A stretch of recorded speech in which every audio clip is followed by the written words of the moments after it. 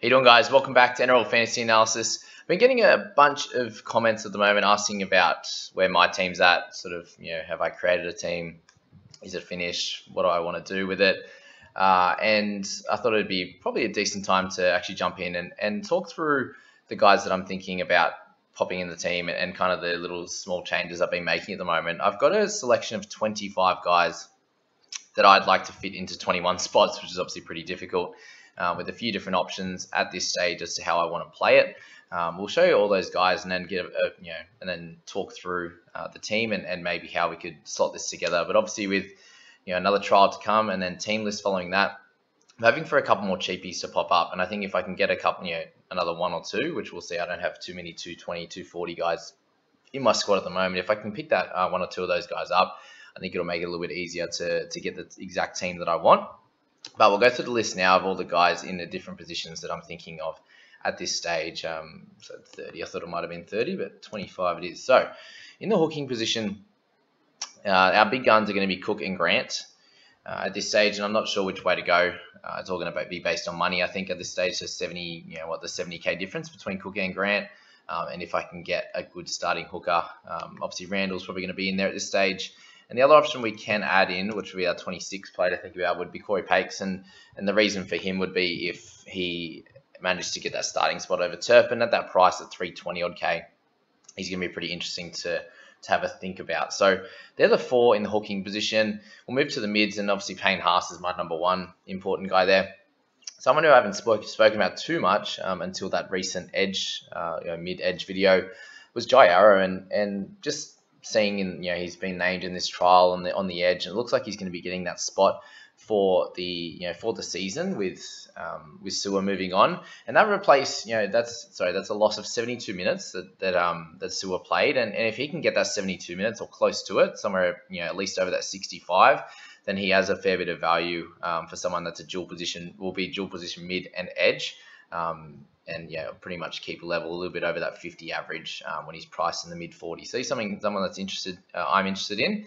And then we got Big Stefano, who obviously didn't have a great game on the weekend, but we're still interested in him, and we'll see how he goes this week. And then some of our cheaper guys. So Bullymore, who might get a start on the edge for the Eagles, and if he does, then he'll be able to get some good scores in that starting spot. And if he moves back to the bench, we think he still has a little bit of value anyway. But if he's got a nice lower break even after a couple of games, then he could be someone that's going to do pretty well.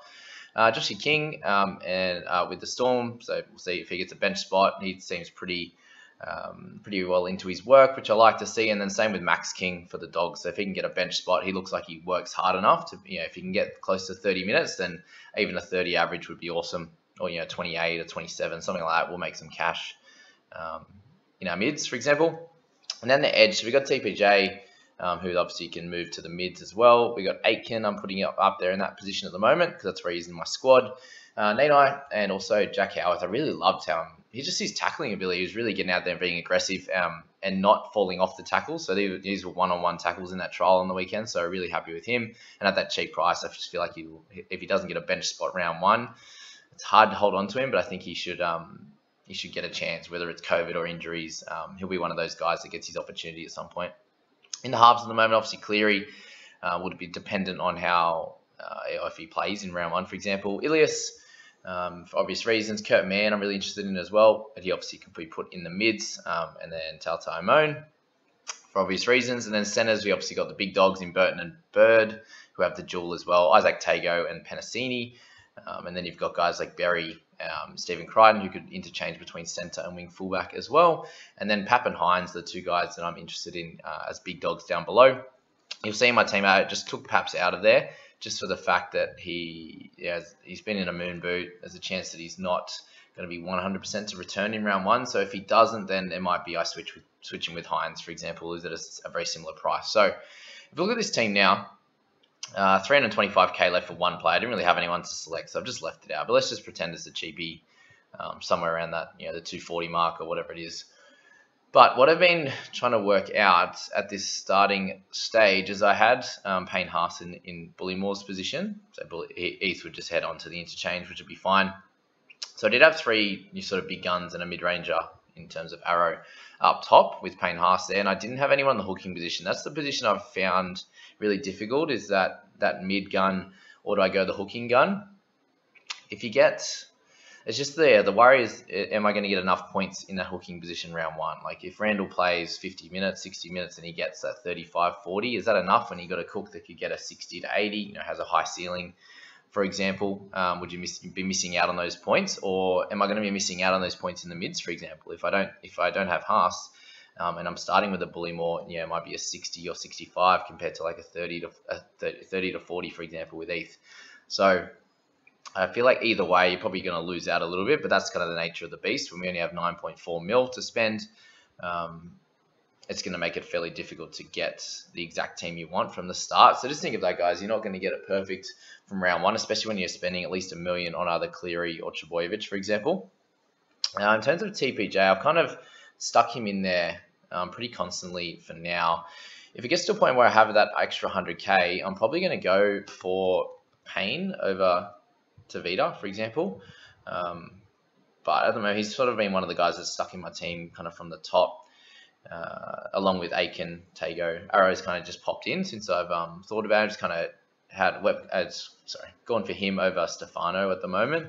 I think Arrow will be a little bit safer, so that's where the way I'm thinking at this stage. And he also has that dual position. If Stefano comes out and he's getting big minutes early, and it looks like he's going to pick up where he left off at the back end of last year, then I think he's someone at 550K that we can fairly easily bring into the side, whether it's 2 trades in the first round to do with injuries, someone not performing at that 350K mark, and a cheapie comes up, you can bank that 100 and upgrade elsewhere, for example. So that's kind of where I'm at the moment. It's either Stefano or Arrow in that position.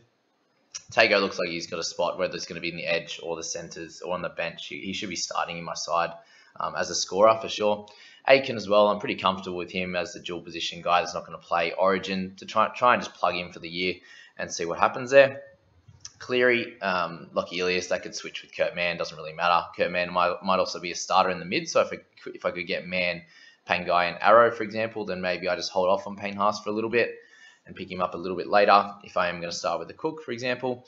These are kind of the things I'm thinking of, guys, and probably same style of thinking that you should be looking to to bring into your team.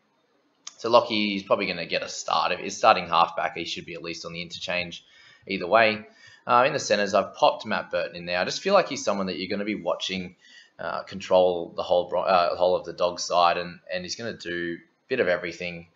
Very similar to what you're going to see from Nico Hines. I think both of those guys just going to do a bit of everything, score some tries themselves, run the ball a lot themselves. So lots of opportunities for offloads, for the tackle breaks, for try scoring opportunities, and then they can try assist, they can kick, will they be kicking goals? There's so many little things that just add up across the game, and that's what happens with someone like Cleary, and why he's priced so high and why his scores just flow, right? He's 40 off 40, 60 off 60.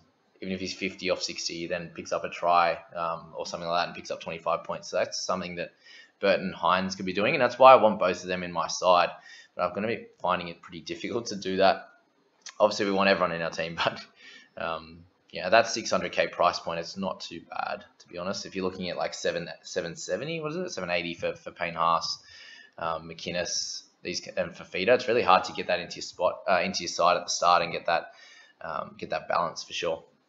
Penasini's sitting in there at the moment. I'm interested to see what happens this week when they've got a bit more of a full squad. But he's obviously got some talent as a young fella, big boy. Crichton, going to be pretty safe. I think he's definitely going to be starting either in the centres or in the wing fullback. And then Rocco Berry looks strong. Got a couple of try assists on the weekend. Did what he needed to do. Didn't have to run the ball too much. Just a lot of catch and pass in those opportunities. So I think he's going to be fairly solid, somewhere in that mid-30s average. If we're moving to our bench at the moment, we're sitting with some decent cover. The only issue we have at the moment is we're not sitting with any sort of centres on our bench, but the easiest thing we can do is move a Crichton up. We can move Aiken down, Tago down. We have that dual flexibility with most of these guys. So I'm not too worried about that. We've got Pereira, who could come in as a starter if he makes a starting spot. Obviously, if he doesn't get that starting gig, then he's going to be out of my side pretty quickly. Kurt Mann could come into the middle or the half, so he's going to get a nice duel. That's where I like him as well. And we're going to work out what's going to happen with the Kings, for example. We've got some definitely plenty of mid cover if they're going to be playing as well, and maybe a bit of a slow burn cash cow who aren't too expensive. And you can see what I'm talking about here. I've only got the two cheap guys, 240 and 220 with Max King and Howard. So interesting to see what's going to happen with them over the next few weeks. We obviously got a couple of weeks now until first game, which is exciting. Nate and I, if he gets that starting spot, then we're probably just going to have to play him, at least have him on our emergencies at a minimum. If he's going to be getting big minutes, he should be a slow burner cash cow as well, scoring decently. You can't really stuff up too much if he's getting 60 to 80 minutes, right? Fairly safe, you'd say, unless he loses his spot to someone like Gilbert, Mitch Dunn. That's the only real main issue, is if he plays really bad, he's going to score bad anyway, and you probably don't want him in your side. So that's that. And excited on Howard. So yeah, I suppose have a little bit of a look at this team, guys. Let me know what you'd think. Would be smart to move things around to get the guys I want, but I think I'm definitely going to miss out on at least one big gun that I'm hoping for, whether it be Payne Haas, whether it be Damien Cook. Corey Pakes is the other one that could pop in as a bit of hooking cover if he does get that starting spot. But other than that, that's kind of where the side's at. Probably not too much else to think about on that one. The other thing to announce, guys, is I'm going to be doing I've just created the league code for the NRL Fantasy Analysis community. There will be prizes for the top 3, which will be really cool. But the only rules at this stage is that you have to be a part of the Discord group, which I'll put the link in the description, and also a subscriber to this channel. So if you haven't subscribed yet, please do so. That would be really appreciated on my part. I'm going to put up the prizes. They'll be confirmed definitely before the season starts. But it should be a top 3 at this stage. It might be a mixture of some cash, mixture of some one-on-one support, or let's say a tutoring session or a coaching session in terms of your team, and that will be for the following year, for example, whether it be something where we sit down and go through your team for half an hour before, after the first teams list, make sure your team's looking really solid across the park and you can get a good start, for example, something like that. So, but maybe some access as well, some further access, but we'll work that out as we come to it. But if you haven't liked this video, please do so. I really appreciate it, and we'll get into a few more last couple of mid-range videos, which will be the centers and also the wing fullbacks. So I hope you guys all have a great day, and we'll catch you in the next one. See you later.